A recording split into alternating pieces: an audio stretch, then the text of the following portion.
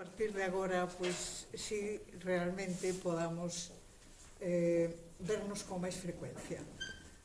Tamén quero, de segunda cousa, comunicar que eu non son xa a coordinadora deste grupo. Son coordinadora en funcións.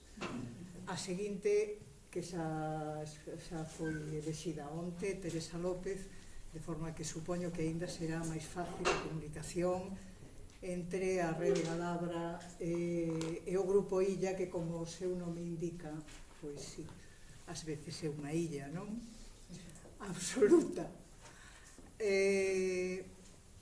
Este grupo, o Grupo Illa, non vou poñer a fotografía da presentación porque xa hai tantos anos que case da fotografía sacada só así un momentito para que a vexades, pero enseguida vou retirar porque dá un pouco de cousa, a pesar de que foi sacada no Brasil, que xa por iso merecía un pouco máis de dedicación. Volvemos ao inicio. Este grupo nace en 2006 por iniciativa do profesor Manuel Ferreiro e unindo aos investigadores individuais, a case todos prácticamente da área de filoloxía galega e filoloxía portuguesa, e ademais aos dous grupos de investigación que había constituídos naquel ano xa funcionando, o de pesquisa lingüística galega que coordinaba o profesor Freixeiro Mato, e o grupo Guillade, que estaba centrado nos estudos literarios e que coordinaba era o profesor Carlos Pablo Martínez Pereiro. Aínda que empezamos no ano 2006, realmente figura na universidade no catálogo como grupo desde o ano 2007. En este período, foi no primeiro período de 2007 a 2013, foi coordinador Manuel Ferreiro. De 2013 até onte fun eu, e de mañá ou de cando eu acabe esta comunicación en adiante será Teresa. Este grupo ten como somos 13 neste momento, desde que se formou o grupo. Houbo xa persoas que se xubilaron, que tiveron que pasar pero vamos, basicamente en este momento somos 13 e con moitas liñas de investigación que se concretan en 4 eixos, sobre todo. Estudos medievais, gramática e lingua de calidade, estudos teatrais e estudos medievais. Non, repetín medievais e quédame literatura contemporánea. Básicamente, históricamente, un dos nosos sinos de identidade, sinais de identidade, foi a Biblioteca Arquivo Teatral Francisco Pillado Mayor, na que vou entrar agora, e que ten ese logo que temos como orgullo que foi deseñado por Isaac Díaz Pardo.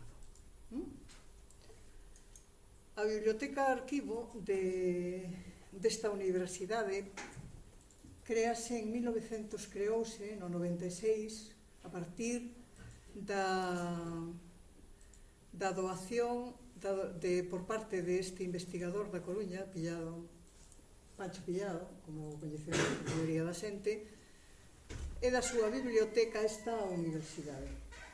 O arquivo conta con 2 locais propios nesta mesma facultade, dentro da biblioteca. Unha que contén os libros e, por tanto, é de acceso directo, como o resto da biblioteca da facultade, e outro local onde se conserva o material, a documentación do arquivo. Cartaces, fotografías, todo o que hai. Ademais dos fondos que entregou Pancho Pillado, ao longo dos anos o arquivo foi enriquecéndose pola compra de libros e ademais por doacións de dramaturgos, de algunhas compañías de xente que o seu pai, o seu tío, o seu encontran pola casa e van entregando ese material. De forma que os fondos son fondos arquivísticos e biblioteca. Até hai pouco, para acceder ao material de arquivo, había que pedir permiso para entrar no local, pero actualmente, Fran, prácticamente está todo aquí en rede. E ademais podemos acceder ben desde esta web ou desde a páxina da biblioteca. E non só que estesan catalogados, senón que ademais están digitalizados e incluídos no RUC da universidade todo o que son imaxes. Bueno, é evidente que me equivoquei co que ia ensinar, porque non era isto que todo letra, senón eu vou ter que mirar a chuleta.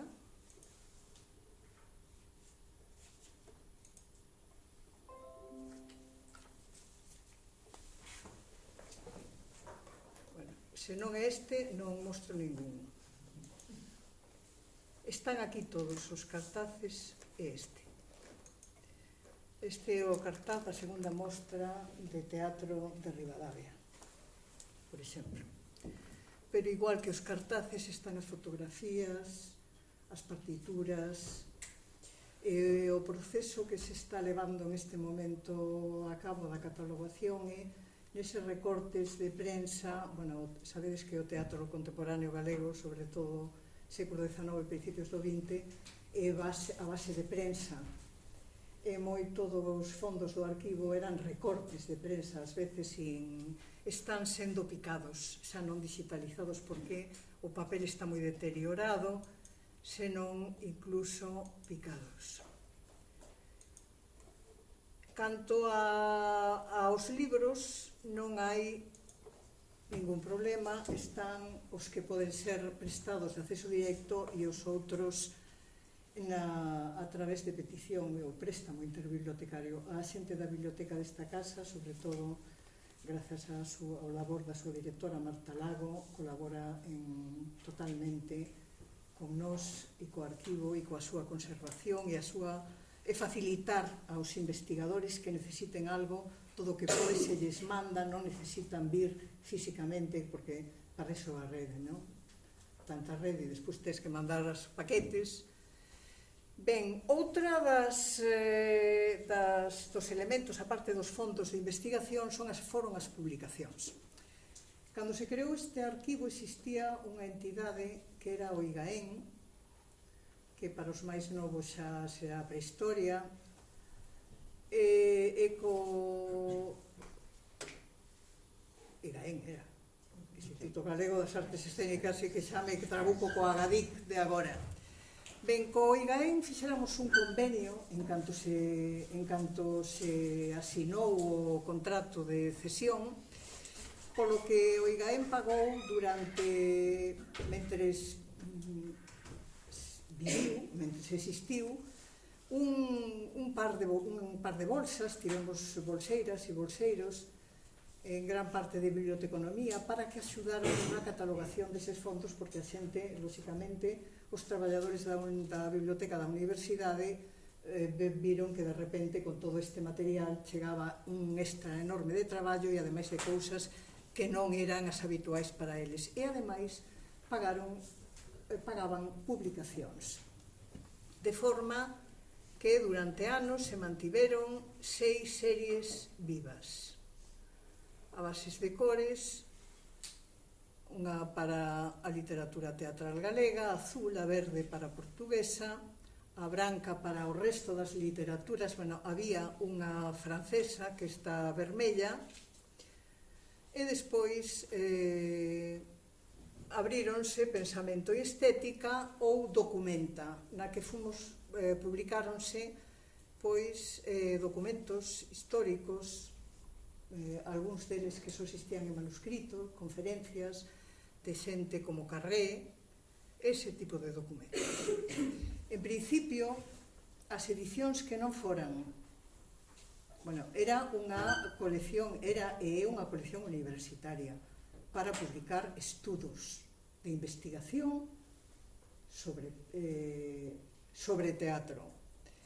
A serie branca e a francesa eran bilingües, levaban a traducción, ou levan a versión original e a traducción ao galego.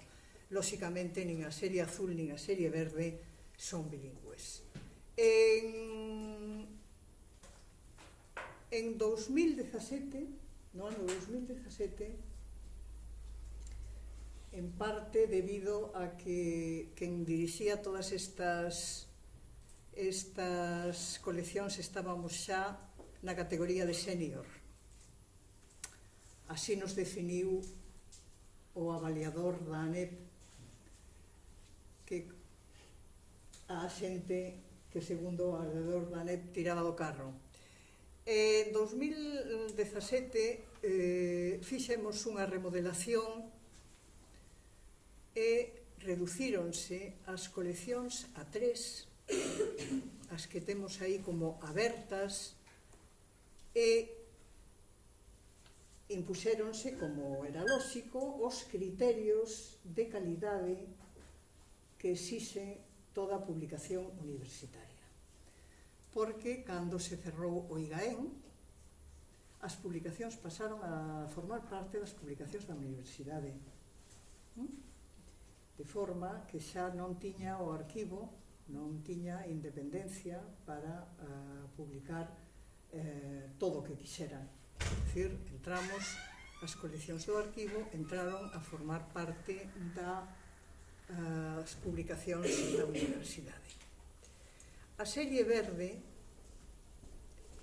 que é a serie portuguesa, tivo unha especial boa acollida en Portugal. Tivéramos na Escola de Amadora, no Museo do Teatro de Lisboa, e se vedes os nomes, supoño que identificaredes a moita xente coñecida. A boa recepción que tivo esta colección en Portugal podemos vela en que en esta web, se clicades, entrades no libro en concreto, aí están recollidas as recensións que tiveron, con enlace, a parte da referencia, un enlace a esas recensións que non entro porque seguro que despois non sei volver a web ao que estou mostrando. Quero dicirvos con isto que agora, en esta nova etapa en que a serie azul está dirixida polo profesor Carlos Vizcaíño, a serie verde pola profesora Carme Fernández Pérez San Julián e a serie branca pola profesora Teresa López, esperamos darlle un novo impulso. E para iso resulta magnífico que esteades todos aquí, porque aí tedes onde se poden achegar os orixinais. Nesta páxina na que estamos, quen teña algún traballo sobre unha obra ou calquera aspecto do teatro, de calquera ámbito, pode achegar o orixinal dirixíndose ao correo electrónico do directora correspondente. Os orixinais serán avaliados por pares, como revisión por pares, como é preceptivo, e despois serán publicados.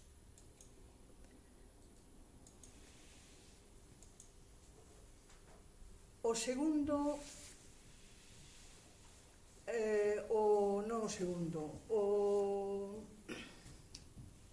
a liña de investigación de gramática e lingua de calidade ten, como tamén case preceptivo, pois conta cunha revista que empezou, sacou o primeiro número no ano 2000,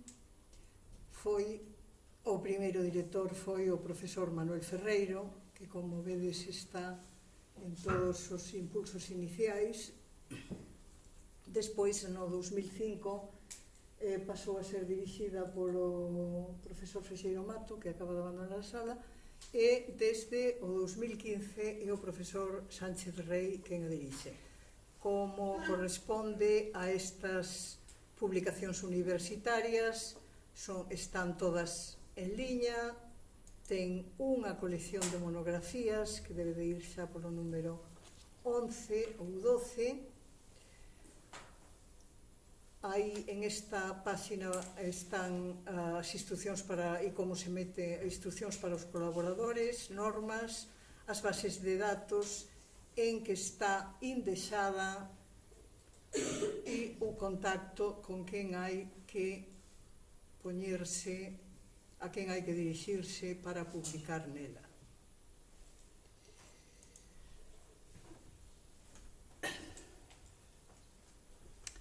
E a xoia da coroa, creo eu, se o arquivo era o elemento histórico, en este momento a xoia da coroa é a web de Universo Cantigas. Isto é un proxecto de investigación. Empezou, van polo terceiro.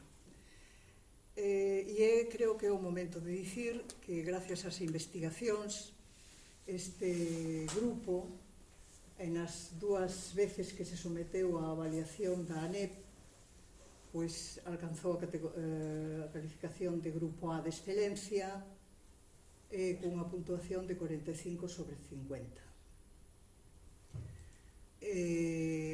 Esta, Universo Cantigas, que conta con... é un proxecto, conta con membros dentro do equipo de investigación, profesores da Universidade de Santiago, Mariña Albor, profesor da Universidade de Vigo, Vieito Arias. É un proxecto que comezaba no ano 2009 con outro proxecto que era o glosario da poesía medieval profana galego-portuguesa, en que se recolle todo o léxico. Primeiro foi das cantigas de amor e de amigo, e o segundo de escarnio e maldícer. Como terceiro proxecto solicitou Manuel Ferreiro este Universo Cantigas, que acaba de ser seleccionado para incorporarse ao campus Innova da Universidade da Coruña. É dicir, de todos os proxectos no ámbito das humanidades, combinando filoloxía ou estudos filolóxicos con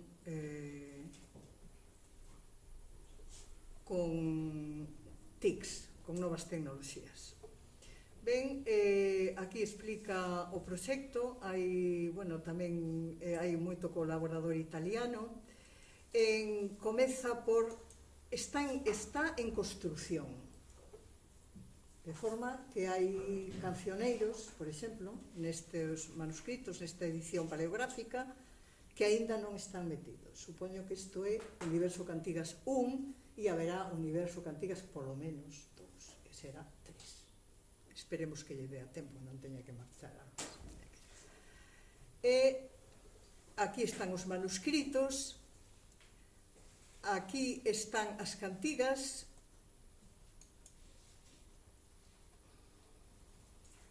Xa me equivoquei, non era aquí. Mirade que repetín as veces que tiña donde tiña que clicar. Mirade que a novidade que presenta esta web a respecto da de Lisboa, por exemplo, ou da antiga do Ramón Piñeiro, que creo que xa está clausurada ou tal, é que ofrece, primeiro, unha edición crítica de cada cantiga, pero non sacada de unha publicación, senón feita por eles. De forma, sabedes que a de Lisboa é moito máis interactiva, é moi práctica para alumnos que comezan, porque todo é por coloríns e cousas así. Esta, como responde ao seu director, mirade, a esta rúbrica a edición da cantiga, manuscritos, edicións, variantes editoriais, paráfrase, métrica e notas.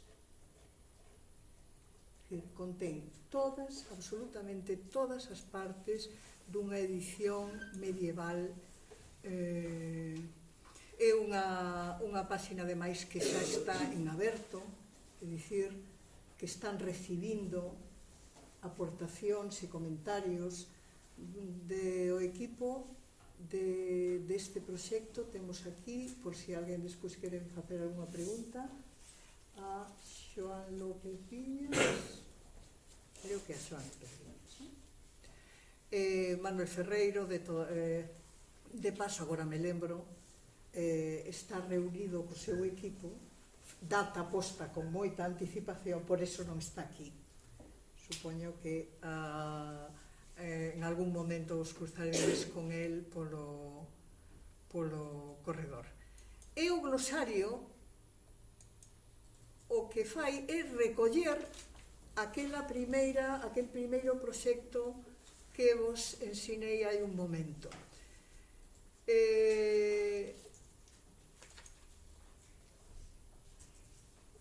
O glosario é unha xoia, é un traballo. Mirade, cada palabra está recollida, en que versos, de que cantigas aparece, e, ademais, todas as súas acepcións. Non abro o A porque nos perdemos, pero simplemente aí tedes. As referencias son introduce tal ou tal.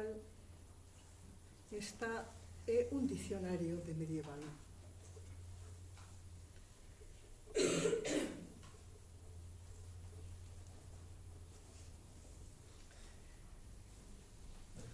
Probablemente sexa o traballo de momento máis, desde logo desde o sistema universitario galego, máis importante sobre o que son os estudos medievais. Como son proxectos, isto váleme para enlazar cos proxectos de I+D da último dos eixos, que son os de literatura contemporánea, que quero mostrarvos. Aquí hai unha relación de todos os proxectos do grupo. Quería mostrarvos esta produción en mercado editorial en Galiza durante a etapa franquista, que foi dirixido e coordinado pola profesora San Julián, que o que realiza ten como obxectivo crear unha base de datos con todo o que se publicou entre os anos 36, creo 36 e 39 até os 75, e a parte do buscador, que aí en eso non hai, un buscador, un mete a obra e sae onde foi publicada. A mí pareceme moi interesante esta recompilación que fai das editoras, considerando editoras, porque como correspondía á época, mesmo as edicións de autor, edicións como esta edición Sabé, que realmente o que era que Ramón González Alegre publicaba aí el as súas propias obras, que se poden poñer todas ou seleccionar só en galego ou só en español. Que vale, creo que é moi importante para a recuperación, porque dá tamén aquí a pequena introducción, a historia de edicións ou editoriais, non sei como chamarlle, como por exemplo Castrelos, que sempre é unha editorial foi tan importante, tiña ademais un obxectivo tan claro de recuperación ou salvagarda da cultura galega, que quedou ensombrecida por Galaxia, non? Que tamén está, pero quero dicir que toda esta relación de editoras parece un traballo absolutamente interesante.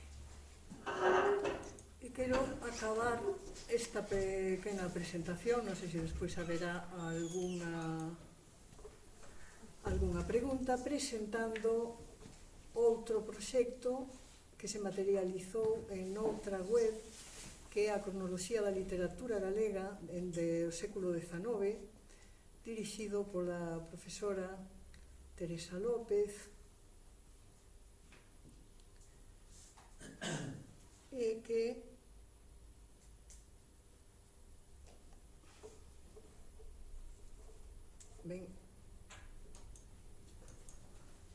recolle, e creo que isto é unha das... A ver si quería centrar isto, a ver si non o movo demasiado e se me larga. Non, é isto. Desculpa, Teresa, creo por esta atrapallada que estou facendo. Mirade, pareceme, aparte de toda a ficha que ofrece, o que me parece fundamental é que indica onde está, onde se pode localizar esa publicación. E en estas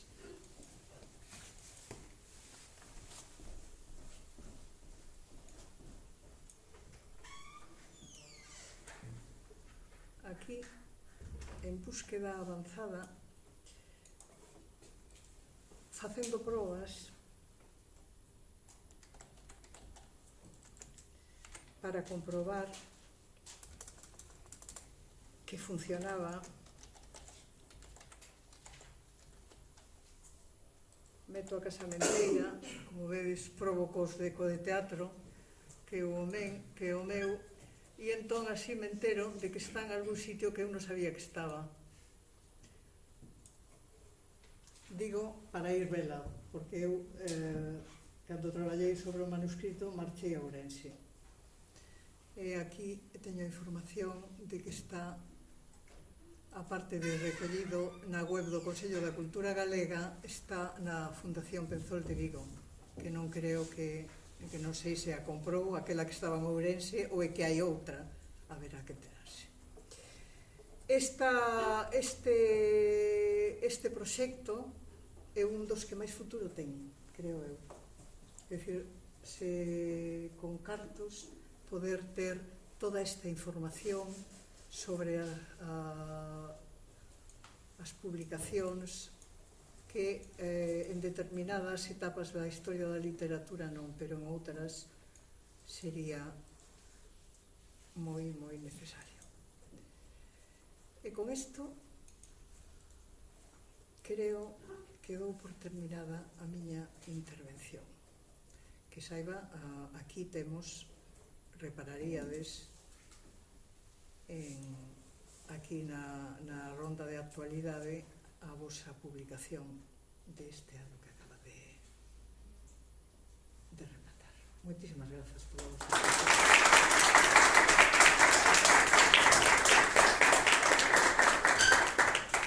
Obrigadísimo, Laura. Eu sei alguén que quere ter alguma dúbida ou ten alguma curiosidade ou quere facer algún comentario, alguna reflexión, agora é o momento. Señor. Unha pregunta de Intendencia. Primeiro, darvos os parabéns porque son proxectos moi potentes e moi interesantes para os utentes tamén.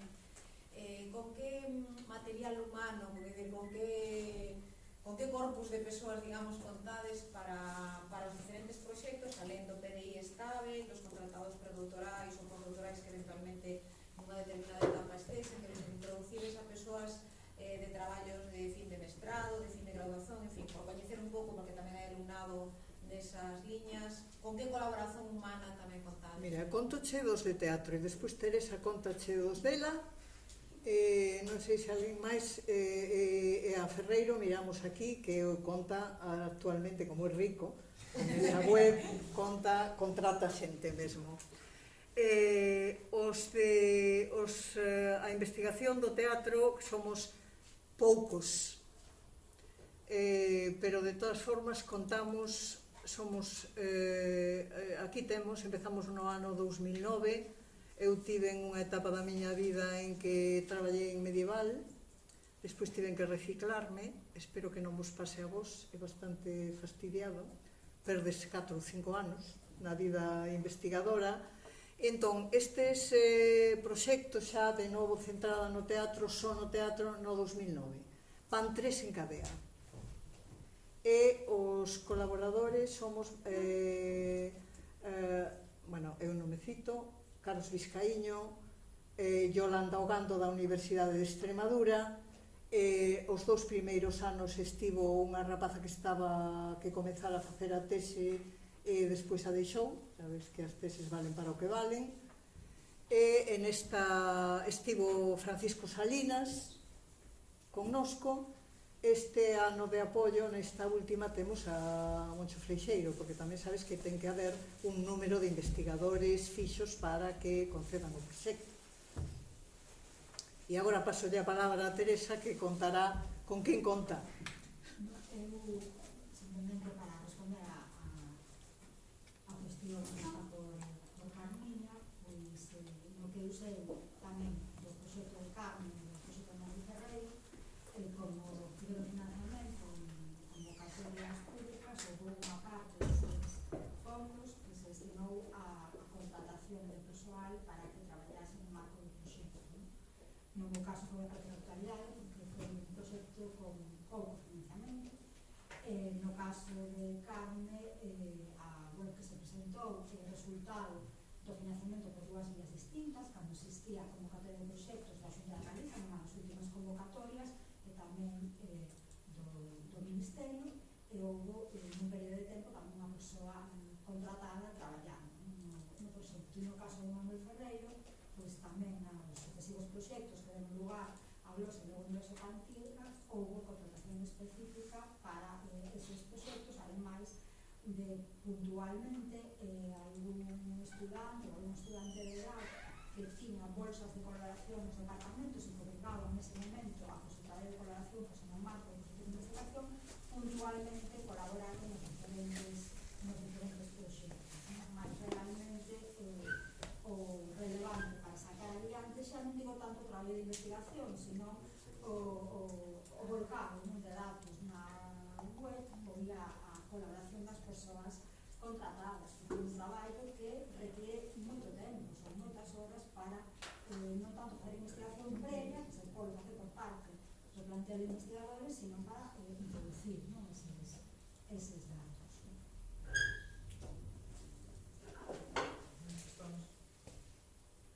Oye, a mí chama moita atención, eu coñecía varios proxectos do grupo, pero normalmente o Blosa, esta parte medieval, que realmente potente, lembro até que nunha altura na web plataforma nova chegou a ser trending topic, iso significa millóns de visualizacións, non é así unha cousa menor, non é? Foi unha semana completa cando a presentou Ferreiro. Entón, a mí chama moita atención a fortaleza da parte de TICS, non? A base de dados do franquismo, que tamén coñezo por cosas da biografía e tal, biografía académica, un traballo moi forte aí, non? E ademais moi valioso, de cuanto que todo isto está disponibilizado en aberto, absolutamente valioso.